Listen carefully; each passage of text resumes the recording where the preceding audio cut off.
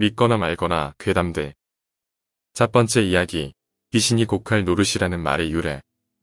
옛날 어떤 촌에 가난한 사람이 살았다. 부부가 슬하에 자식이 없어 항상 쓸쓸하게 지내면서 부부는 함께 열심히 정성을 들였다.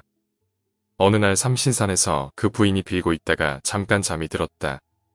그런데 한 노인이 나타나 너의 정성이 지극하니 애를 낳게 해주겠다. 내가 돌아가는 길에 산삼이 한 뿌리 있을 터이니 그것을 캐어 먹으면 자식을 갖게 될 것이다. 이렇게 이르고는 사라졌다. 부인이 깜짝 놀라 깨어보니 꿈이었다. 그래서 꿈에 가르쳐준 곳으로 가보니 과연 삼이 있었다. 그것을 캐어가지고 집으로 와서 남편한테 꼭 이야기를 한 후 삼을 달여 먹었다. 그랬더니 정말로 태기가 있어서 옥동자를 얻게 돼 부부는 웃음 속에서 세월 가는 줄도 모르고 살아갔다. 이 애가 자라 7살이 되었기에 공부를 시키려고 서당으로 보냈다. 그런데 하라는 공부는 하지 않고 활을 만들어 사냥만 다녀 항상 부모에게나 선생에게 종아리를 맞기가 일쑤였으나 여전히 공부는 안 했다. 제 나이 17살이 되어도 제 이름자 하나 똑똑히 쓰지 못했다. 그러던 게 어느 날 아버지 앞에 와서 무릎을 꿇더니 과거를 보러 가겠으니 허락해 달라고 하는 것이었다. 하도 조르는 바람에 화를 사주었다. 이 애가 과거를 보러 가는 도중에 날이 저물어 어떤 집에서 자게 되었는데 그 집엔 예쁜 처녀가 있었다. 그 주인 영감이 아이를 보니 매우 똑똑하게 생긴지라 일부러 딸에게 접대를 시켰으나 아이는 처녀가 들어만 오면 호통을 쳐 내보냈다. 그 다음 날 길을 떠나려고 문을 여니 처녀가 문턱에서 목을 메어 죽어 있었다. 하는 수 없이 과거장에 가기는 갔다. 활은 관역에다 5을 정중앙에 맞춰야 하는 것이었다. 자신 넘쳐 흐르던 아이는 자기 차례가 되어 활을 쏘니 조금도 빈틈없이 셋은 명중이 되었다. 그리고 4번째 화살을 쏘는데 난데없는 회오리 바람이 일어 화살이 중간에서 꺾어지고 말았다. 그래서 결국 과거에 떨어지고 말았는데 이 과거는 3년 만에 한 번씩 보는 것이었다. 그러나 과거를 볼 적마다 셋은 정중앙에 맞고 4번째 살에 가서는 꺾어지고 말았다. 하도 이상해서 점쟁이에게 물으니 처녀의 죽은 귀신이 악귀가 되어 쏠 때마다 방해를 놓는다고 하였다. 나이 30이 넘어 또 과거 시험을 보러 갔다.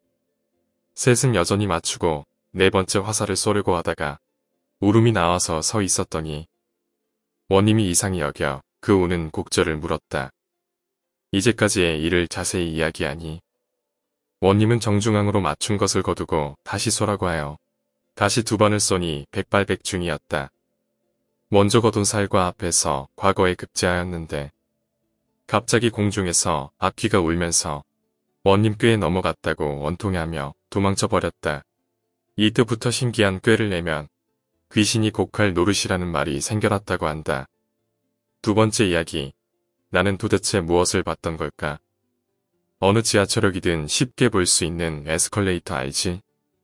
물론 없는 데도 있기야 하겠지만 내가 이용하는 지하철역에는 다 있단 말이야. 그런데 내가 유독 자주 이용하는 역에는 계단 형식이 아닌 평평한 에스컬레이터가 있어. 왜 있잖아, 바닥에 평면으로 있는 에스컬레이터 말이야. 환승역이기도 하지만 종점이라 그런지 다른 환승역보다는 사람들이 없어. 이 정도면 역에 대해서 설명이 된 것 같고 내가 지금부터 하는 이야기는 그 에스컬레이터에서 일어난 이야기야. 그날은 비가 주룩주룩 내리던 날이어서 한동안 비가 안 와서 꿀비라고는 했지만 여느 비 오는 날과 마찬가지로 찝찝하고 웬스레 짜증나는 그러한 날이었지. 회사를 마치고 퇴근하려고 보니 6시여서 5시 퇴근인 내겐 비 오는 것만큼 짜증나는 일이었지. 그런 기분을 좀 달랠 겸해서 회사 근처에 사는 친구 녀석을 불렀어. 원래 비 오는 날엔 부침개와 막걸리가 진리지만 그날은 삼겹살이 너무 먹고 싶더군. 그래서 둘이서 삼겹살집에 가서 미친 듯이 먹었지.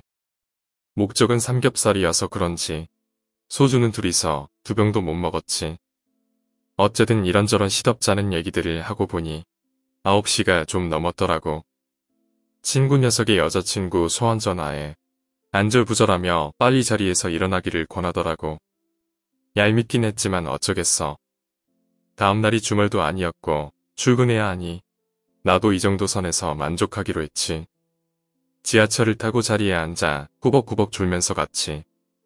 눈을 뜨니깐 종점역의 문이 열리고 있더라고. 놀란 마음에 허겁지겁 자리에서 일어나 내렸는데 무언가 느낌이 이상한 거야.